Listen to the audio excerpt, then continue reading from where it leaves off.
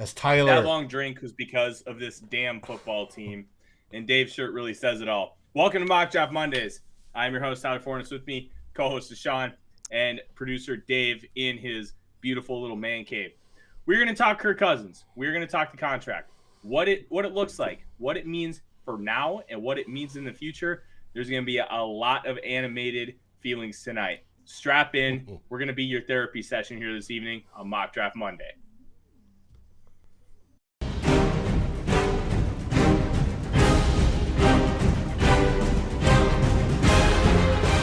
Welcome to Climbing the Pocket's Mock Draft Mondays. Who will the Vikings pick, and who's your favorite choice?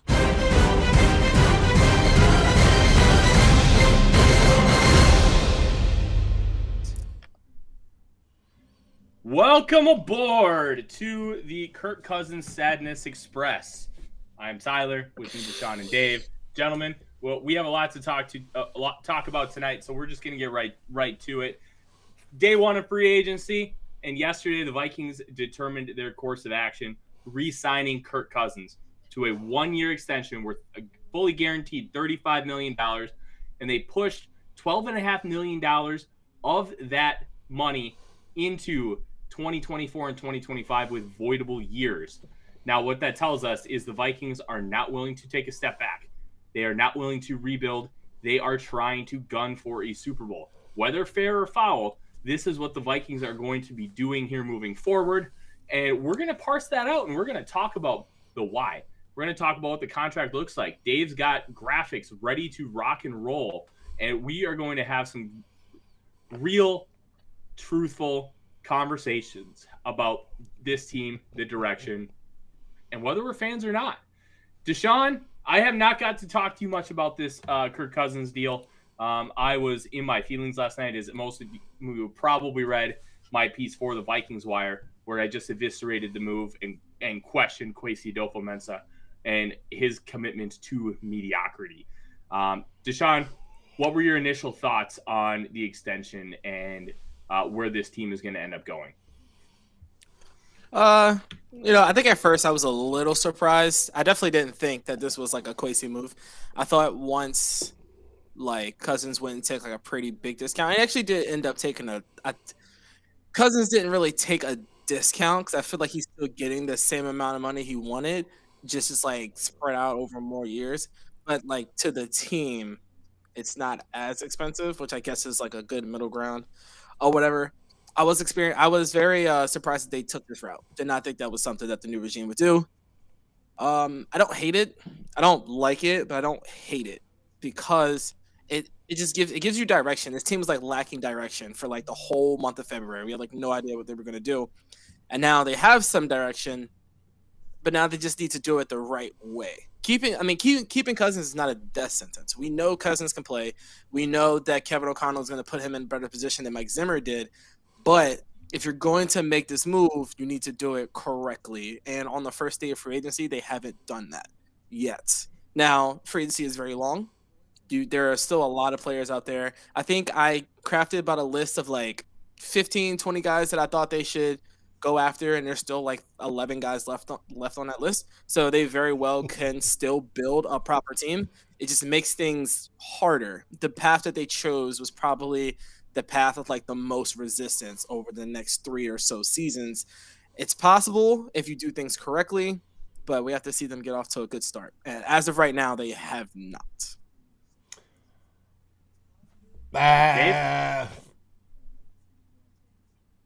Have they not? Oh, that's debatable. We'll find out. Yes, they extended Kirk Cousins. Right there, you see the link. I will put it in the notes below later tonight for Tyler's piece that he wrote for Vikings Wire over in USA Today. Is it what we want? No. Did Kirk get the money he wanted? No, he did not. It was reported that his representatives and he were asking $45 million, right? But well in excess of $40 million. He's not getting that. He's getting basically a one-year extension for $35 million, and he's being paid $35 million this year.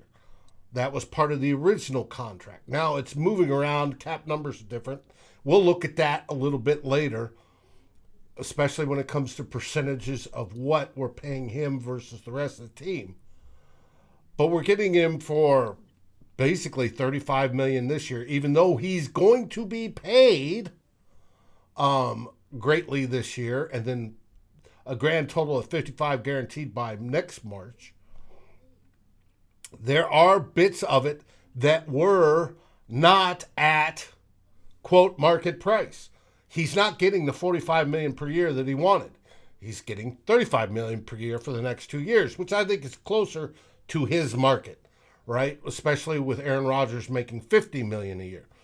So that wasn't so bad. But to get to that point, the Vikings had to put in a no-trade clause. So that means what I think he feared was that we would negotiate this extension, giving him 2 years on a contract, and he'd be afraid at that point, suddenly he's more attractive to Team B or Team C, the Colts, the Browns, B being the Browns, C being the Colts type deal, and they would take him. So he said, with the whole, I want to finish my career in Minnesota, he had that inserted, and that was his leverage. We'll see how it goes. I'm not optimistic, but I hope that people can change and that Kevin O'Connell and crew can get the most out of him and reprogram his brain on taking chances and going for it. And it turns out to be a wonderful thing. I'm just not there yet. And that's why this team makes me drink. Darren Wolfson just tweeted out that the Vikings are in on Trey Turner, which if they get him cheaper than Austin Corbett, I think that's better value. He was a part of that offensive line in Pittsburgh that did not do very well at all protecting Big Ben. But it looks like he's giving up a pressure every 20 or so pass blocking snaps, which is a significant upgrade over what we have. So if he comes in cheaper than Trey Turner, I think that's a step in the right direction. Okay. I mean, cheaper than... Just a heads up, it's Billy Turner. Cheaper than Trey Austin Turner. Corbett. Billy Turner, as in... Oh, it's Billy Turner? Billy Turner, not Trey Turner. Oh, it's gross. Which is actually better because it's awful. Trey Turner was not very good the past couple of seasons. He wasn't that Billy bad, Turner but Billy Turner's a little... We'll find out when we get to the end. He's got great versatility, and that's one of the big positives about Billy Turner. And the frustrating thing for me about this move is, and Dave's got the graphic, and I'm just very frustrated with Kwesi right now. Like, you are different in almost every imaginable way from almost every single general manager that has ever ran a football team. He had a chance to change the narrative, and he didn't. And it's baffling to me that when you look at all the data and you look at what it's not necessarily in this situation about what Cousins is good at, because we all know he is a good quarterback. He ranges somewhere between QB8 and QB15 based on the day. And preseason 2021, The Athletic did a 50 person poll, all individuals in the NFL, whether coaches, executives, scouts, just 50 different personnel across the league. He was voted the 18th best quarterback in football, safely in tier 3, which is like guys who are good, but they have a flaw, a fatal flaw. And when you have all that information in front of you about the stuff that he can't do or won't do and isn't consistent at, and then you decide to double down on it, it's incredibly frustrating. And I really question whether it's necessarily his fault or it's the fault of ownership, because we know ownership has given a directive in the past. No, we are not taking a step back. We are going to try and win now. So it would not be shocking if that is the direction currently, because the Wilfs want to be relevant more than they want to win a Super Bowl. And I think we've seen that parsed out over the past 10 years or so. They don't want to be 3-13. They would rather be 7-9, 8-8, or I guess 7-10, 8-9 at this point in time, because it's better for business. If you're relevant, you sell more tickets, you sell more merch, you sell more concessions. As a general overall business, it's just smarter. From a football perspective, where this team is at, how depleted they are at some positions, how the fact that Mike Zimmer was able to get this team to play as good a defense as it did last year with the bad depth and talent that they were playing on a regular basis once Griffin and Hunter were out. The cornerback situation was brutal. And the linebackers weren't necessarily great. Eric Kendricks had a down year. Anthony Barr was spotty because of that knee, and he didn't play a lot. When you take all those things into consideration, running it back, I don't get it. I don't understand it. You had the prime opportunity to say goodbye to Kirk Cousins. You had the prime opportunity with the amount of teams could be possibly interested in Kirk Cousins. The Browns, the Colts, before he came back, the Bucks, the Saints could be interested, the Steelers, all these teams that are looking for a quarterback, and you just decide to keep status quo and run it back. I'm baffled. I'm very frustrated. It feels like that the Vikings aren't really in it to win a Super Bowl right now, even though they say they are. And then you in a vacuum signing. No. If you're re-signing Kirk Cousins to be competitive, you are in it to win it. That is the philosophy. Whether it's a smart move and you have money to fix the defense, and all the Kirk lovers are going to be saying, but the defense didn't hold. That's why he didn't win so much. If you re-sign him, you are doubling down on that Kirk will get you to the Super Bowl. The Vikings' free year for the new administration is over. They're not getting it. If they would have gone into rebuild mode and done things, yes, everybody would have been cool. Hey, we're building for 2023 when the window opens. Now, keeping Kirk Cousins, he may be a relatively super expensive bridge quarterback in the long run, but you are betting everything on him. That's why you kept him. Whether Kwesi made that decision, and overall he did, or if the Wilfs said, no, we want Cousins, as reported, the Browns offered Baker Mayfield and number 2 picks, then no. You are betting on that he is going to take you to the promised land. That is the expectation we should have for this team. Sorry. Sure. And I don't necessarily disagree with anything you just said, Dave. I think that they're lying to themselves thinking that they're going to be contending for a Super Bowl. And then maybe their intention, but it's misguided. Like the way this team is currently set up with what Kirk Cousins' limitations are. And there's a comment from Andrew in the chat, and I kind of want to address it. And I apologize, Andrew. I'm not trying to bury you. You say that might actually improve with a progressive-minded coach.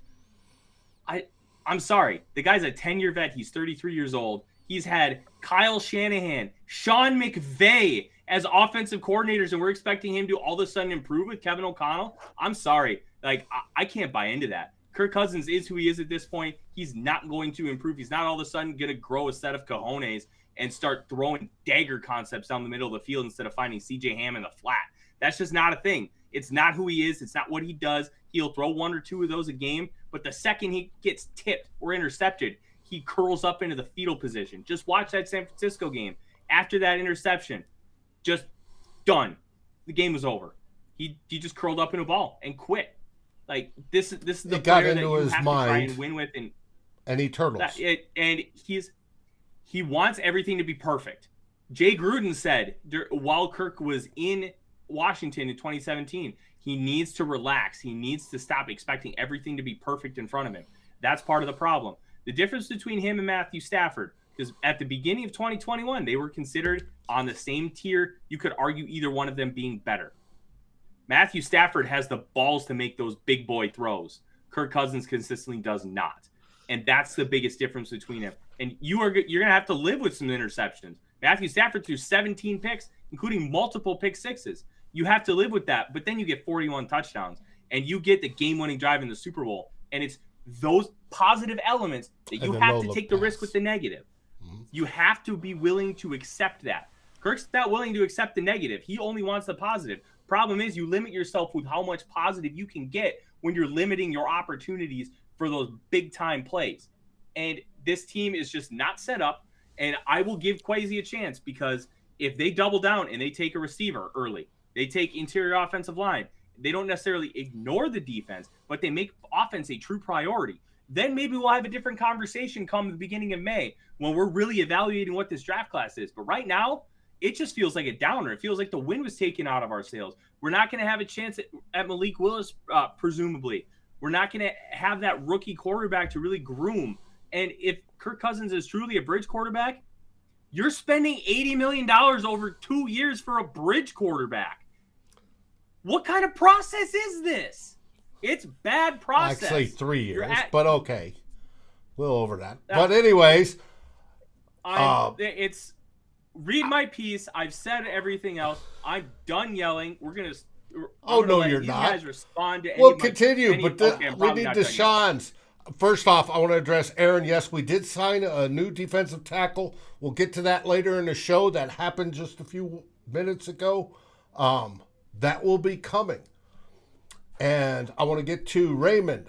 Raymond, coaches love him. Absolutely love Kirk Cousins. Deshawn, you're known as the positive guy in this group. Why is that? Why? Tell us the positive end of why this is going to work. Listen, Matthew Stafford just threw 50 touchdowns in the exact same system. We know Matthew Stafford is not really. Matthew Stafford is not that guy. He's not that guy. Yeah, but Kirk Cousins turned him basically into ran that the same guy. system with Kubiak. Like that.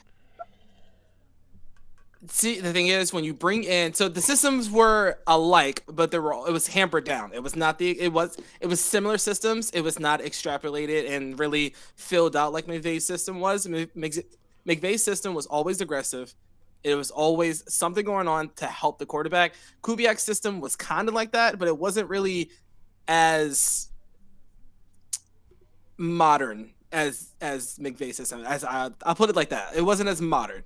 You'll see McVay's system is like as modern as you can get. You have guys running wide open all the time. I mean, Cooper Kupp ran wide open all season, and it's not just because he's a great player, it's because he was put in positions to succeed. That can be the biggest difference between the last regime and the new regime. That's why I don't really like using the term running it back, because they're not really running it back. It's a completely different system. You're putting your players in completely different positions than what they were last season, and you're going to get a different result. Whether that's better, whether that's worse, we'll see what happens.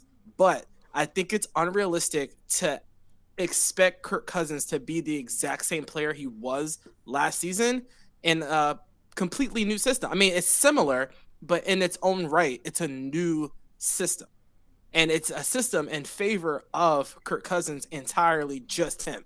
It's not a new system in favor of the running game. It's not a new system in favor of pass protection or anything like that. The system is literally there just for Cousins. With Kubiak, it was there to kind of hide our pass blocking deficiencies. It was there to make the run game better. It was there to make Mike Zimmer happy.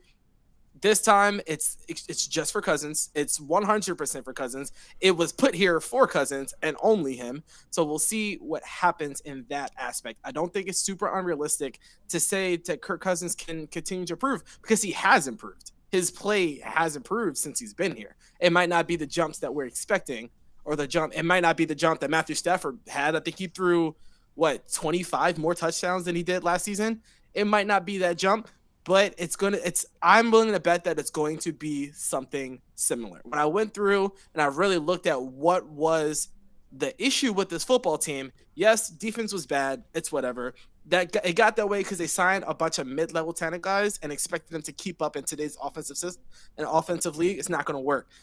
The most important thing is the offensive inconsistencies from last season are the things that are most within our control to fix. The Vikings went 3 and out, 4 times a game last season on average, or 3.5, something close. I think they led the league in 3 and outs. If you can control that, you're automatically going to get a better team than what you had last season, really, no matter what you do on defense. They are capable of doing it. I think it's saying it's impossible, or saying it's the same process, or it's bad process. I think it's just, we're not there yet. We have to see what they're able to put on the field, because we just don't know yet. If O'Connell is able to bring over the exact same system he had in LA, bring it to the Vikings. There's really no reason to suggest that it would be worse or that it's not really going to work because we've seen it work already. We've seen it work with Jared Goff at quarterback.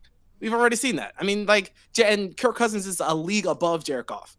He's more consistent, and he's just a better overall player. So we know that this system can work and make several different quarterbacks better. So I think it's a tad bit unrealistic to say that Cousins cannot grow within this system and become better. Now, what I will say, like I said earlier, when you commit to Kirk Cousins, you have to do other certain things because he's not a top 5 quarterback. He's not Mahomes. He's not Josh Allen. He's not a world beater. So you do still need to support him. And that's the part that we're waiting on. See, the Vikings went out. They got Kirk Cousins in 2018, but they did not support him like he needed, which led to the 2018 season. They did it a little bit in 2019, but it wasn't enough. In 2020, they kind of just went right back to just whatever they were doing. So the difference between this regime and the last regime is going to be how they actually support Cousins the right way so that they can maybe have him throw 50 touchdowns like Matthew Stafford did. See, that's why I wanted Deshawn to bring the rainbows and glitter and show the positive aspect of why this was a good move. It may be. It very well may be. I posted up here Skip Bayless's tweet from earlier today. He obviously thinking it wasn't a good move. But, hey. Tyler, what's next on there? Your list. You talked about Arif Hasan's premonition.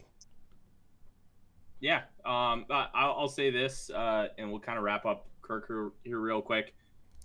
Biggest thing about improving, I just don't think Cousins can improve what he's not good at. I don't think he's going to improve his ability to, quote unquote, just chuck it downfield and hope for the best. He's never going to be that guy, and because he can't be that guy, I just don't see enough of a leap forward in order to actually become better or take a Stafford-like leap.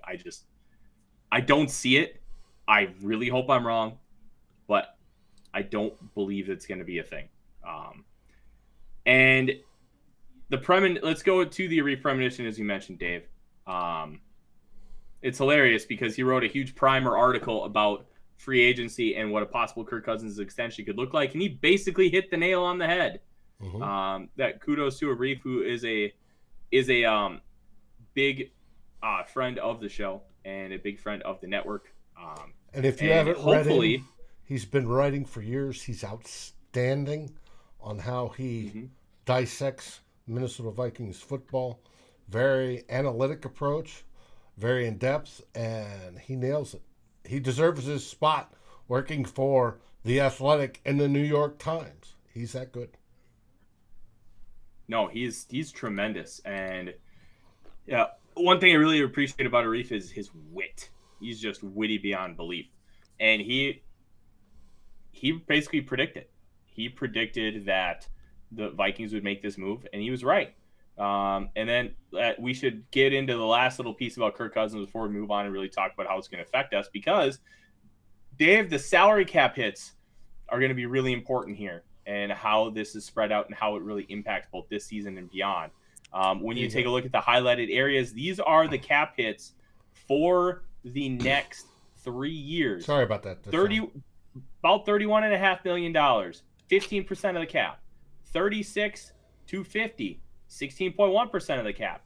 12.5 in 2024, and that's the void years. You get the 2 void years because you can $80 million. You spread out the signing bonus equally, but because he in theory will not be on the team in 24, you have to take that entire hit at once. So that's kind of where you're sitting there. The tough part is there has been no team that has won a Super Bowl with their starting quarterback making above, I think it's 13.5% of the cap. The Rams had a loophole season last year where both of those guys, the Jared Goff dead money and Matthew Stafford, were combined $45 million.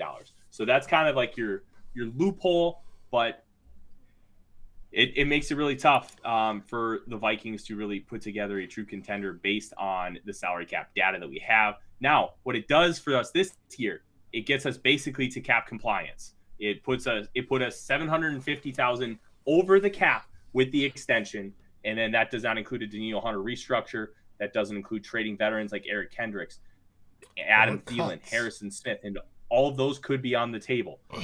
Or cut. Absolutely. So And when you it's look at all official. those things, Michael Pierce has been cut. Okay, there we go. That basically saves the money that Harrison Smith got. Basically an even swap. But while that doesn't impact us much right now, what it does do is next year you're really going to see the savings. So Harrison Smith must have been the guy that Ed Donatel pounded the table for. So there we go. Michael Pierce is no more. Harrison Smith is your new Michael Pierce as that one technique, two gapping defensive tackle, which is going to be Harrison Phillips. No, your new one technique. Oh, sorry, did I say the wrong name? Is Harrison Phillips. Just signed. What name did I say? Harrison Smith. Oh, I said the 3 wrong. years, wrong $19.5 million deal. It's 8. I think that cap hit is $8 million in the first season. I think I saw that somewhere maybe. Well, that's $8 million cash, not necessarily the cap hit. Right, but So that, look at it as APR for keep an anything. eye out. APR, he's looking at 6-point-something million per. And for one technique, that's what you should have. Or for something like that. I'm cool with that. Yep. And now we're going to talk about how this is going to project out forward. Where the Vikings go from here. They've decided to commit to Kirk Cousins, whether fair or foul, whether we like it or not. It's something that we just have to accept and move on. And after that nice yelling session, I'm about halfway to acceptance. So the Vikings are going to have to move on with. They're going to have to move on with Kirk Cousins. You know what? You know what's good for acceptance? Lake Monster Brewing. Depth charge, Boom. baby. Boom. Bring in the boom. Outstanding, juicy IPA, California style. It's good, got flavor. It is perfect for when you're making memories, watching us, celebrating Vikings moves, or lamenting them and wanting to drink away your sorrows. Lake Monster Brewing, our partner. We love you. We love their products. And they're always going to deliver. Hopefully, Kirk Cousins will too. No, 100%. And now we get to talk about how they're going to fill these holes. They have a hole at right guard. They have a hole at center. They have a projected hole, depending on what they do, at wide receiver with the uncertainty regarding Adam Thielen. They need a second tight end. And then on defense, they need 2 or 3 edge rushers. They need 2 or 3 linebackers. They need 2 or 3 corners. And they at least need a depth safety. There's a lot of holes on this team, and there's not a lot of capital to work with. Now, what you have to do is really try to figure out how you want to position this team. Do you want to try and fill all the holes on defense, or do you want to fill a couple of the holes and you really want to load up and fortify the offense, which I'll be honest, is 100% the strength of this roster. When you look at the draft class and free agency, it's going to be bargain picking until the end of April. We did that last year, and you had some hits, you had some misses, but you're going to have to be really, really smart. Doug, you're right. We're probably going to have to hit on those first 3 draft picks. They're going to have to play significant time early and often in order for us to be successful. Deshawn, what do you think are going to be the first couple areas of attack moving forward for the Minnesota Vikings as they try to figure this out? I think they're gonna plug either center or right guard, one of the two, and then they'll let the competition on the roster play for the other end. I think that'll be a relatively cheap signing, or it should be at least. What I would do is listen. Stars win championships, and we've seen that in Los Angeles with the Rams. Go big at corner and edge, and then you fill in the rest of the roster with draft picks and low vet bin players. You need players at every level that's going to make your plays. Bargain bin players are not going to make plays for you. They make a play here or there, or they stop things from being awful. They don't go out there they're not Aaron Donald single-handedly won that game for the Rams. Jamar Chase was wide open. Aaron Donald stopped that play. The Rams win a Super Bowl. the Vikings need to go out. They need to spend big on 2 free agencies and then just let the rest fall in as it will. Your star players will get you out of bad situations from time to time, and that's all you want from your defense. That's all you want from your defense. But I don't think they can do that if they go back to what we did last season by signing like 5 or 6 like stopgap players. I mean, it didn't work already, and I have a hard time seeing them do it again. But I don't know. We'll have to see what happens there. And now here's the question. I agree with you. I talked extensively about stars win titles, teams win divisions, and you and I are 100% on the same page. Which, let's be honest, we aren't always on the same page, which is a really part of why this show is a lot of fun. But how are they going to get the money if they are going to sign 2 really good players in free agency on the defensive side of the football? How are you going to craft that money? Let's say just for hypothetical sake, you need to clear out $25 million, because if we're going to sign stars, about $25 million seems like a fair amount. How are you going to craft that money out of what the Vikings currently have in order to make that work and potentially not screw us over down the line? So Michael Pierce, now I think his being cut and Harrison Phillips, I think that evens out. I think that's like a net zero right there. I don't think we lose or gain anything from that. So now we're sitting at about I think you said $750K over. So if you extend Daniel Hunter, I think that brings you to It'll bring you under. It'll bring you to about 15 mil positive, I'm pretty sure. I think his extension is like 14 against the cap ish. I think it's something like that. And then you have the possibility of AT, Eric Kendricks, Harrison Smith. I, for one, was on board with the trading of Eric Kendricks just because the lack of importance of a linebacker in this system. Eric Kendricks is going to be 30, and I think trading him saves 7 or 5 mil against the cap. I can't remember which one it was. 7 or 5. So you're already like 3/4 of the way there with just those 2 moves. And then you can afford to restructure either Harrison Smith or Adam Thielen. I think Thielen's contract is a little easier to restructure, or it doesn't kill you as bad next season. And then next season rolls around, you have outs with Dalvin Cook, Harrison Smith. But I think that's it. But you have enough to where you stay afloat. You're not going to be like cap strapped next season with 2 moves. That's why I was always advocating for big signings. And you still have that flexibility the season after that. You obviously need to draft well because those big signings are going to, take away from what you can do next season. But that's how I would do it. And then the names that I was looking at, I was really high on Hassan Reddick. I thought Hassan Reddick would fit really well in this system, but he went to the Eagles, I believe. Now left for us, there's Zadarius Smith, obviously, but I think Zadarius Smith is going to get a contract somewhere in the 20 million range or close to that. And then there is Randy Gregory, and there is Chandler Jones, who's a little older, but again, could have a huge contract, could not. We'll see what happens there. There's still stars out there to be signed. At the cornerback position, Dante Jackson is still available. Darius Williams from the Rams, but the last time I heard he was in talks with the Jags, or we'll see if that goes anywhere. Kyle Fuller, AJ Boye was released. So there's still players out there. There are some big names. They can fit them under the cap without being completely cap strapped, and they have flexibility. It's just a matter of them making that move, because it was what we thought what was going to happen was Kwesi was going to come in and correct the books per se, and that's not what he's done. Now, what we don't want to see is him commit to Kirk Cousins and then try to save cap all over the place and not get good enough players to compete with. Speaking of Chandler Jones that you brought up, he put out a cryptic tweet today.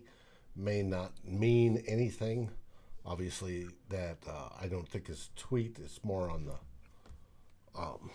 Facebook side of things. But as you can see, he's walking in front of Minnesota's stands in the stadium. Would I like Chandler Jones opposite Daniel Hunter? Oh, yeah, baby. That would get things. I think Chandler Jones actually had a down season last year, but I think off his name alone, he's going to make a whole bunch of money. Steve, Here's 10 the tough million part. is... He had 4 sacks in week 1, finished the season, I believe, with 8.5, and really struggled as the year went on. He's 32 years old. I don't think he's going to be worth a really big money contract, but I think he brings a ton of value because at the end of the day, as great as sacks are, pressures are more important because pressures affect everything in the pocket. They affect how you utilize your passing game, and they affect how aggressive you can call plays as the game continues to move forward. So if Chandler Jones can give you that as your second pass rusher, considering he's not going to be seeing all those double teams in theory with Danielle Hunter on the opposite side, that can be a really, really valuable asset. But the money, as Deshawn talked about, that's going to be the big factor here.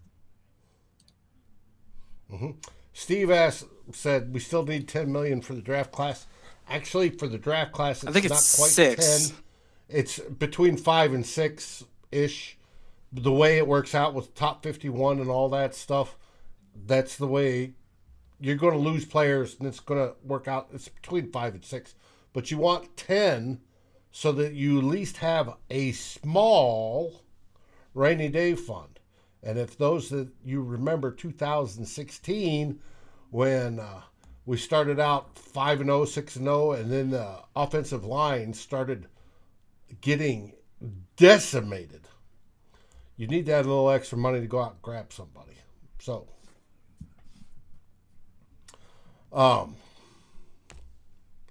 Dave, time for a shot? No, it's not time for a shot. Did they get rid of Kirk Cousins? No, they didn't. So, it's not time for a shot. All right. Tyler, you've gone over Kirk. Why the no trade clause? It's probably something that Kirk wanted in order to maintain his status with the Minnesota Vikings, and it was probably something that he wanted in exchange for giving the Vikings either void years or the amount of money that he was getting instead of just a little bit extra. So there was probably some kind of negotiation there and give and take. Let's remember, Kirk Cousins had a no trade clause in the first contract. It was taken out with the second extension. Now it's back in. So we really shouldn't be too surprised that it's there. It also makes it really frustrating if all of a sudden, let's say Kirk stinks or somebody wants to give us the farm for him next year. You don't have the flexibility. Kirk has to sign a document saying, yeah, I'm good. I'll take it. Next year he would have to say, yes, I'm willing to go to team B and play. Otherwise, we're stuck with him. That's why I say he's a bridge quarterback. I fully suspect with how they set this up right now, Kirk Cousins is our quarterback cemented for the next 2 years. I suspect the Vikings will draft a quarterback in 2023. He will sit a year behind Kirk Cousins, learn the good things about Kirk. There are a bunch of good things about Kirk. And then in 2024, we will open up with the new window. And I suspect one of the reasons for keeping Kirk Cousins, I'm going to go on the Deshawn side of the house, is to keep Justin Jefferson happy. Because Kirk Cousins, we know, will do that. He's going to be the main focus of this offense now. And Kirk Cousins throws a sweet football. I got to give him that. Hopefully he just keeps hitting Justin Jefferson, whether he's open or not, because he will get open. Let's see. Any updates on today that you guys have heard about that you want to talk about? If not, I will lead. I think one of the biggest things is wide receiver, don't sign one. The amount of money that wide receivers are getting is astronomical and ridiculous in no good way. Christian Kirk is not worth $18 million a year on the surface. I wouldn't even have paid him $15 million a year. And let's also be honest at the same time, that doesn't mean they're necessarily going to see it. That's a max value of the contract. That is why agents put those numbers out. He's probably going to average out about $15, $16 million with that deal if he ends up playing on all 4 years. Zay Jones got 3 years, $30 million. This is an incredible from the same team. Yeah, we're seeing receivers hit later and later in the draft and be successful right away. This is a very deep receiver class with a lot of talent. Just look at what the Vikings are able to do with Justin Jefferson. And that they found Olabisi Johnson, who is a decent contributor, around 7. When you talk about all these guys, and then you're spending exorbitant amounts of money on guys who are average at best, like, this is why you don't want to spend big time money right away in free agency. You have to spend it very calculated. This is why the Jaguars are consistently picking in the top 5 to steal a line from Mel Kiper Jr. from 1992. Like, this is why these things are happening. And this receiver class, I'm going to write a piece about it here moving forward. I think the Vikings really need to think about taking a wide receiver at 12. And if not at 12, they need to take one at 46. The way this offense runs at its finest with Kevin O'Connell, 3 wide, condensed sets, guys who can run routes really crisp, block really well, and are really good after the catch. Just look at what Robert Woods and Cooper Kupp were able to do for however many years in Los Angeles. The Vikings are likely going to try and duplicate that. Now, you can modify this offense, and there are so many different variations of the wide zone system. And you can do whatever you want with it. You can run 12 personnel. You can run 13. You could run like 1 personnel. You could run 10. You can do anything you want. But it seems like Kevin O'Connell really wants to run that 11 personnel, 1 tight end, 1 running back, 3 wide receivers.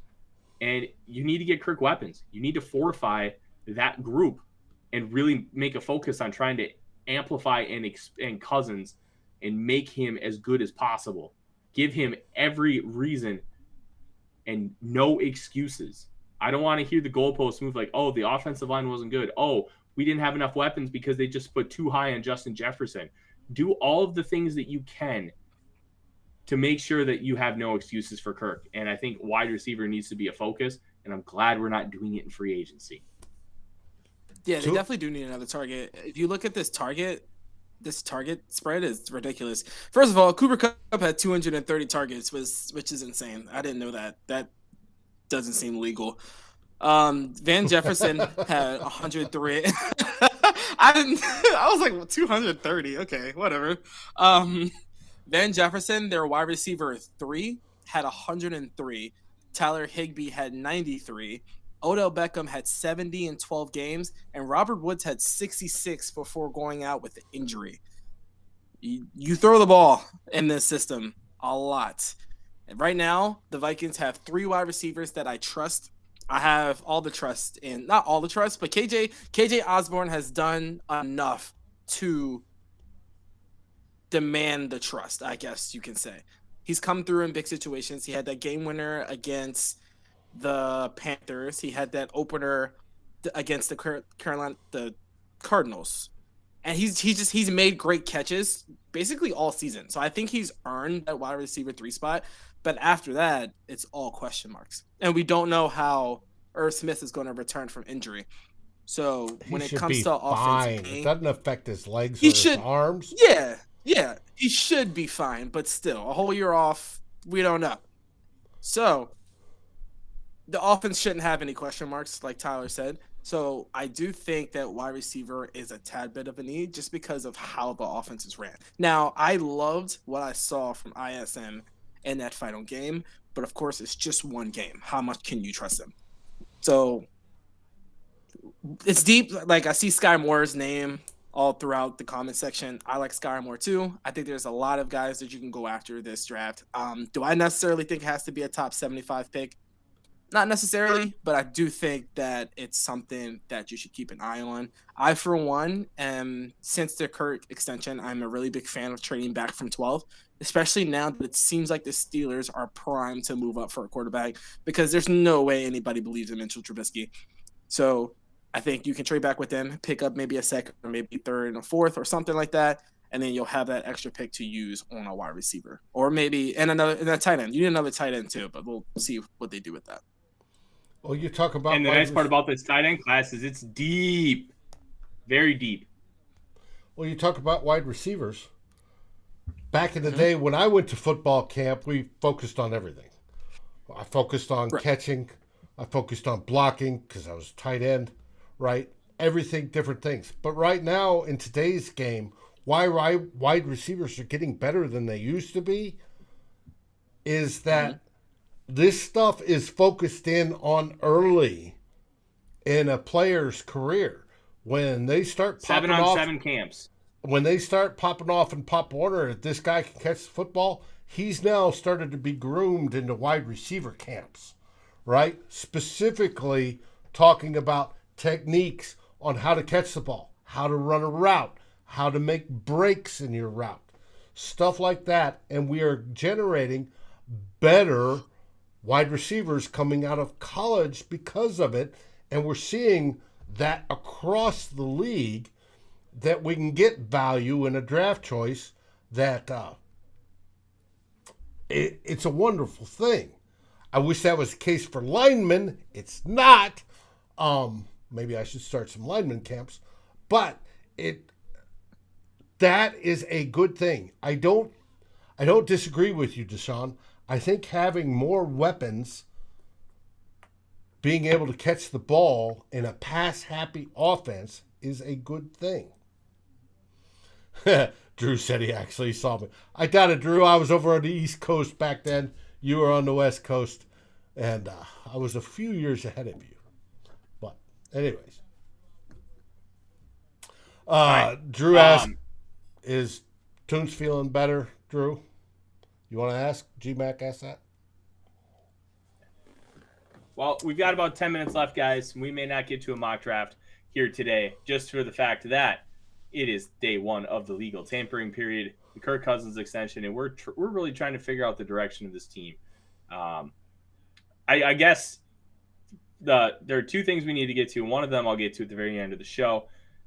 The next couple days, who do we expect to still be on this Vikings team, and who's going to get moved, whether it be cut, whether it be traded?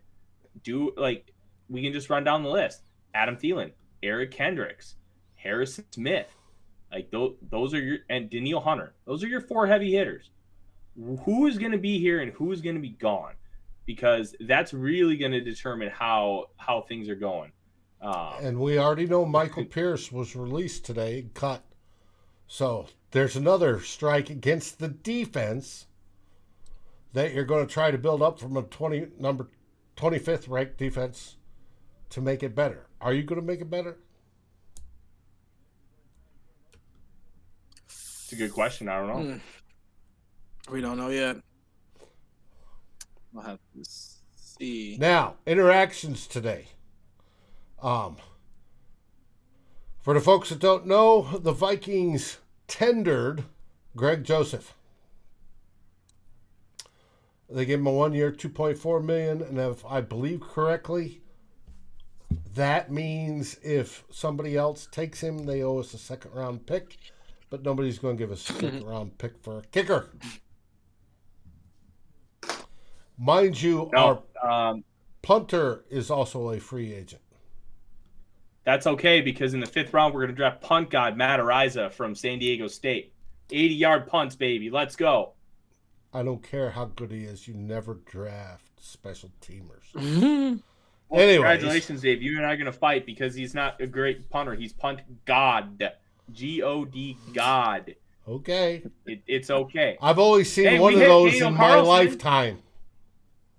So we hit Daniel Carlson. It's also sucks that we dumped him.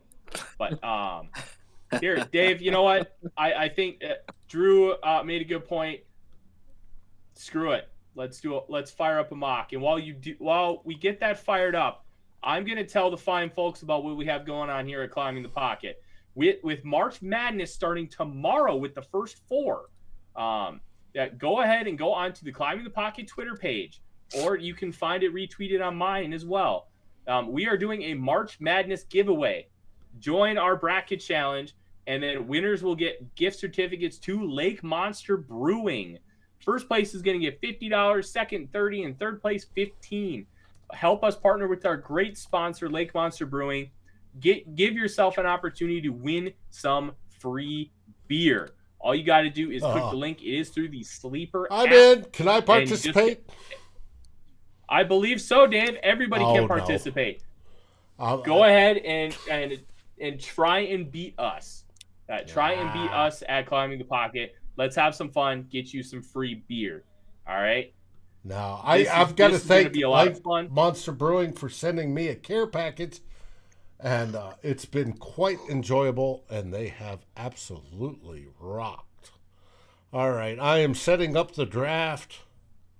Boom, boom, boom. Perfect. So we'll do a quick 3-rounder.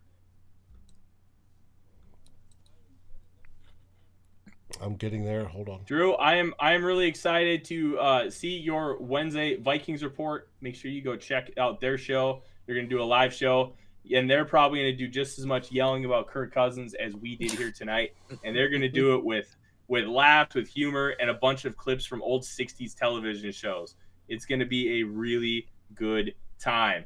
All right? Now that and not only that, they've got a great guest. Yes, they do. So make sure you check out their page here on YouTube, Drew and Ted's Vikings Report. All right. In the meantime, we are going to be using, as we always do, the Draft Network Mock Draft Simulator. It's a pretty standard one. For these purposes, I like to use the same one every single time, because if you use the same one every single time, you're going to use the same data, and it's not really going to necessarily confuse you. I think the Draft Network does a fantastic job of keeping this updated. And they are very, very honest, and they use conviction when they do their rankings, which is why I use that. Oh, Dave, you're going to be on the show. I didn't know that. You can make Ted feel bad about his lack of beard. Lack of what? Beard. Beard? Beard game? Yeah, there you go. It's because he works with the military and probably doesn't. If you were saying beer game, oh no, Ted rocks on that. Trust me. All right, well, let's fire up this 3-round mock draft real quick. Let's fly through it. Get some people options here. We are picking at 12, and this is going to be interesting. We are not going to be including Jordan Davis in this mock because we did just sign that beastly nose tackle. But that's okay. It probably nor are we get drafting a quarterback. Anyway. Hey, that is still an option, but I agree. I don't think it's something that we're going to take in round 1 anymore, unless Malik Willis somehow falls. All right, Cardinals offer their number 23, 55, and 6-rounder 199 for our 12th. I love that trade. That's fantastic. That's not a bad trade. Let's look at the other one. What's the next one?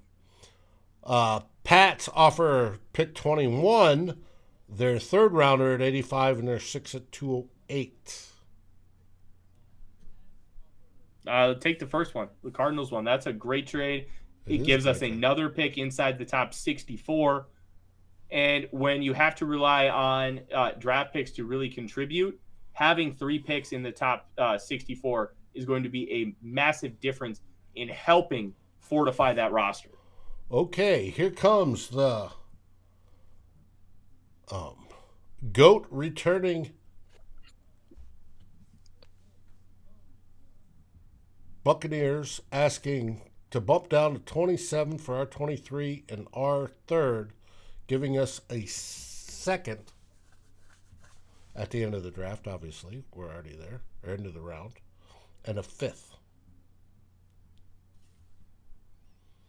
Can you see that? We got another 2nd?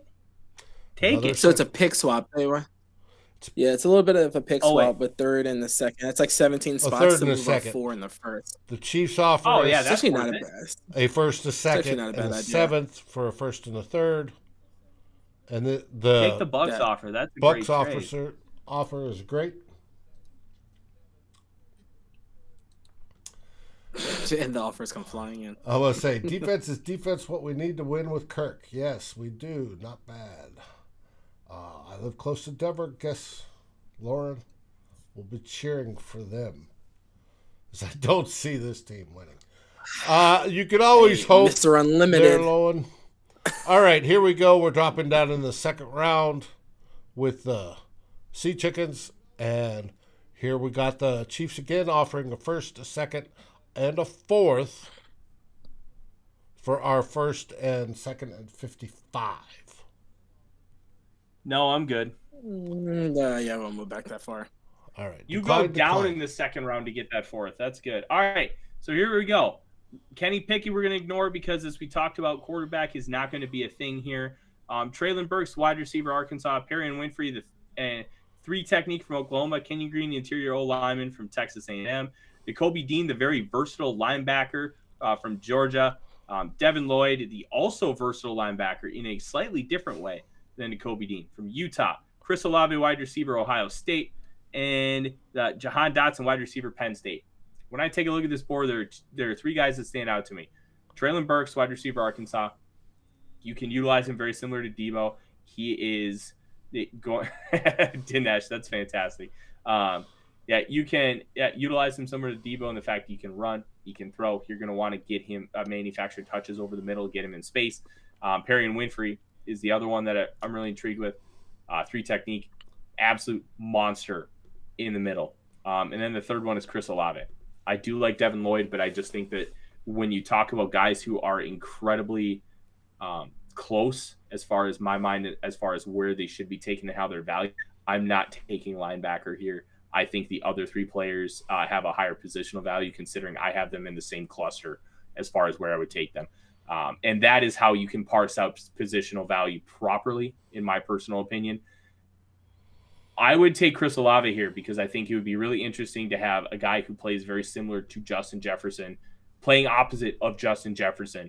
Just have 2 guys who are absolute technicians, who have all the requisite athleticism and speed and being able to high point the football, great in space. Have them play opposite each other and just wreck defenses. And then that third receiver, you can just have like a true X or a speedster to be able to take the top off the defense, while the other 2 just absolutely wreak havoc in the intermediate levels of the field. That's the direction I would go. Deshawn, where are you looking here? I'm Kyrie Elam, and I'm not looking back. That's my guy. That's my guy right there. One of my favorite corners in the draft. I think he comes in, and I think he's CB1. I think he beats out Cam Dantzler. I love the way he plays. I love his build. We need Ran 3 faster corners. than I thought he was going to be. Yeah. At least 2. So I think he comes in. I think he starts right away, and I think you're getting a steal at 27. I think he's better than the 33rd player in the draft, and I think that's a great select at 27, in my opinion. Didn't do corner. I would probably. I hate the term reach, but I would probably look in the edge class at 27. I know it starts to dwindle a little bit, but I think there's probably still some good ones if we can check. Boy and Mafe. It'd be between Mafe and Elam for me. Petrie too, but I think that's a little early for him. Between Elam and Mafe. Interesting. So I like both those players, and Boye Mafe I've been very high on for about a year and a half. Kyrie Elam, obviously, being a big Florida Gator fan, he is my guy. Tremendous in press coverage, and I think he might be able to develop into that alpha because of the depth of wide receiver that you can find in the second round, even though they're not quite going to be at this level. Let's go with Kyrie Elam. Yes, Mateo, I did see a comparison to Xavier Rhodes, how they play the football. They're both a little grabby. I think you're going to have to do the boxing glove gimmick with him as well to really try and prevent him from grabbing on to defenders. So Jets want us to move up, take their 2nd and 4th for our 2nd, 6th, and a 2nd next year. Yeah, I'm good. No. I don't need that. We might need that 2nd and we start moving places.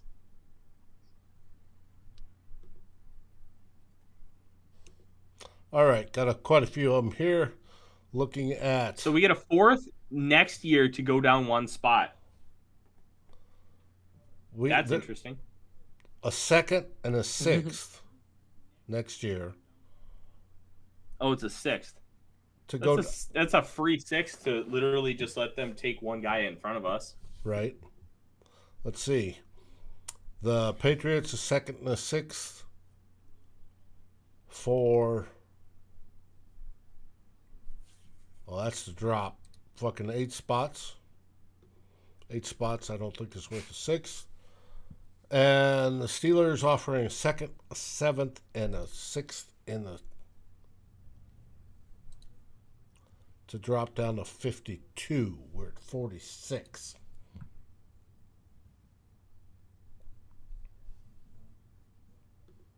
Be between those two. I feel like just stay hold. put.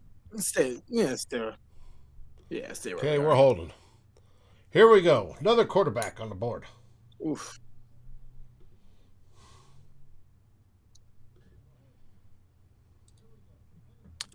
All right, I don't want so to double up on corner Petre. here, but Woolen and McCreary are very enticing. Yeah, Petre I'm too. gonna Like be the honest, DBs in this like We've taken Petrie like 2 or 3 times already in the mock draft. I'm out because on this man is McCreary nice, Dave. at this spot because I think you're going to have to limit him to slot only because of how limited his arm length is. Tariq Woolen's a freaking tool shed. Absolute tool shed. He's got every tool in the book. The guy ran a 4.31. His flashes are incredible. He's only played the position 2 years. He needs time. I'd go Woolen with a bullet, and we still have another second-round pick, and we can fortify another position. Like, Nice size. Dave, you're going to love Woolen. He's 6'4", 210. They got him at and 6'3", The but man okay. flashes. Dave, his flashes are Darrelle Revis good, but he doesn't have nearly enough of them, and he's inconsistent. His flashes are incredible. Developmental outside corner.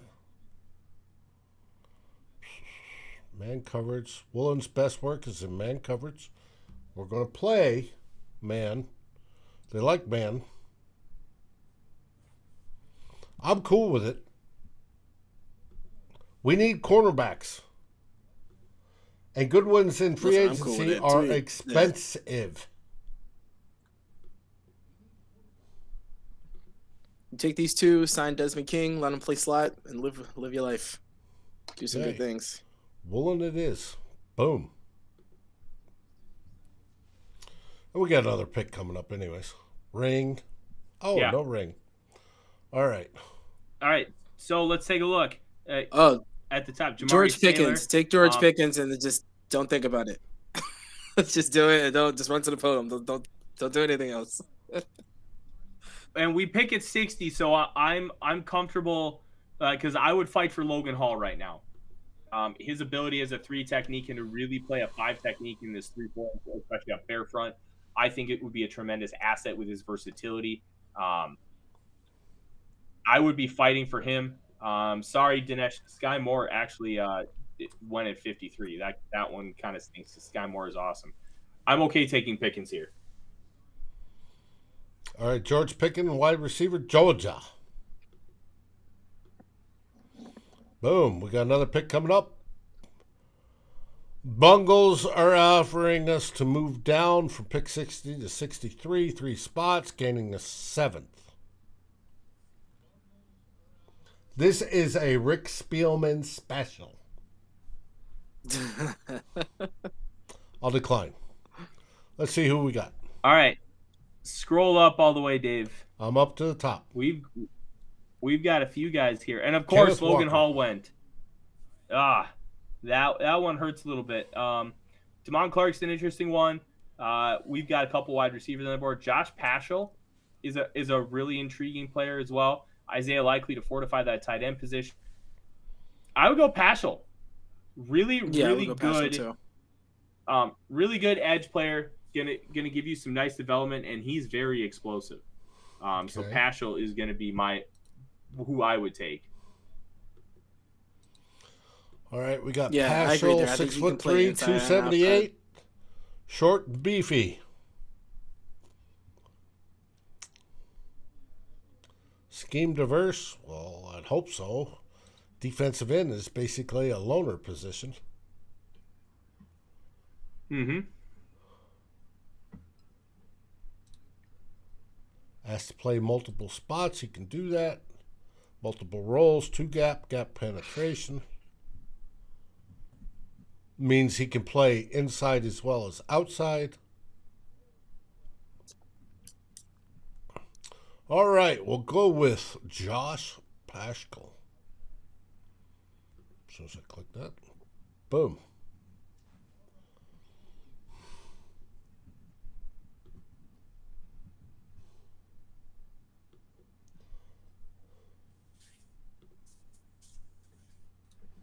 perfect.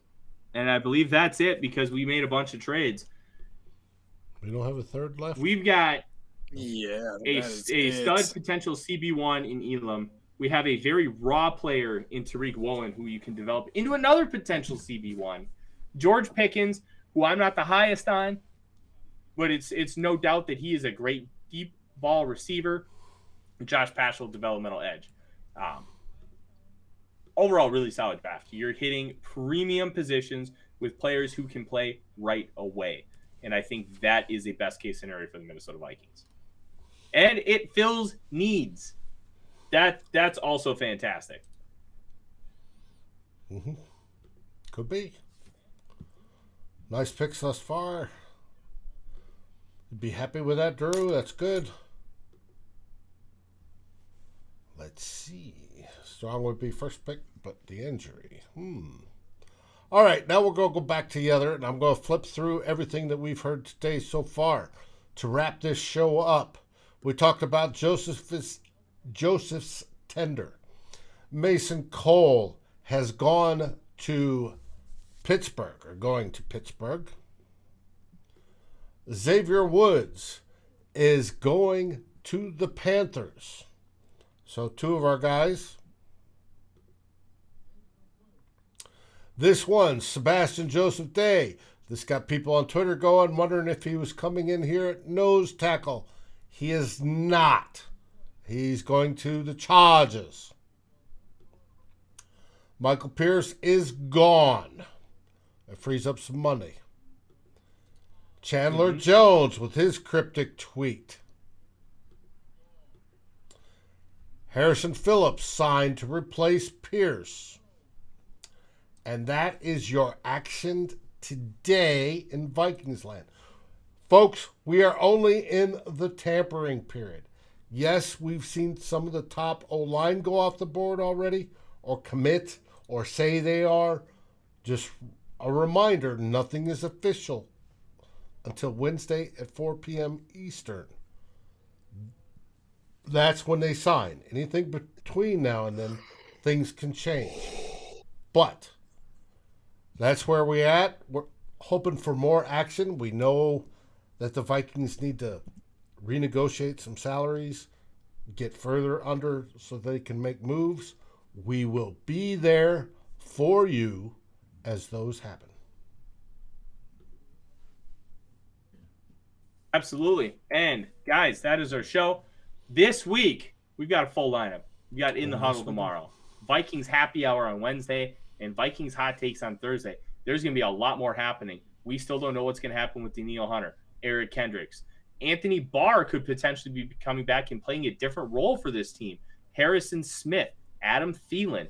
You know, maybe Dalvin Cook, something happens with him as well because he's got a big cap number, and there might be a team willing to pay some capital for him. There's going to be a lot more to talk about. There's going to be a lot of fun here moving forward. The offseason is almost as good as watching real football games. In the meantime, make sure you support our partners at Lake Monster Brewing in St. Paul. Buy some of their beers. They are going to be in my liquor store here hopefully this week, as I have not been able to see my rep here in a few days. We are going to have our live draft show on the second day of the draft there. Please support them. By supporting them, you're supporting us. Plus, they have great products, which ultimately is the most important thing when you're buying beer. In the meantime, please check out all my written work at the Vikings Wire. There's a lot coming out. I did a free agency primer mailbag and that Kirk Cousins article, and we're going to have a lot more throughout the rest of the week. Please keep an eye on Climbing the Pocket as well. We have the giveaway, the contest. We're going to be doing a lot more fun stuff here throughout the rest of the draft season, especially as free agency really peaks. In the meantime, for producer Dave, for my co-host Deshawn, I am Tyler. I'm going to drink another beer, and by the morning, I'm going to feel a lot better about this Kirk Cousins contract. In the meantime, have yourself a fantastic night. Skol. Skol Vikings!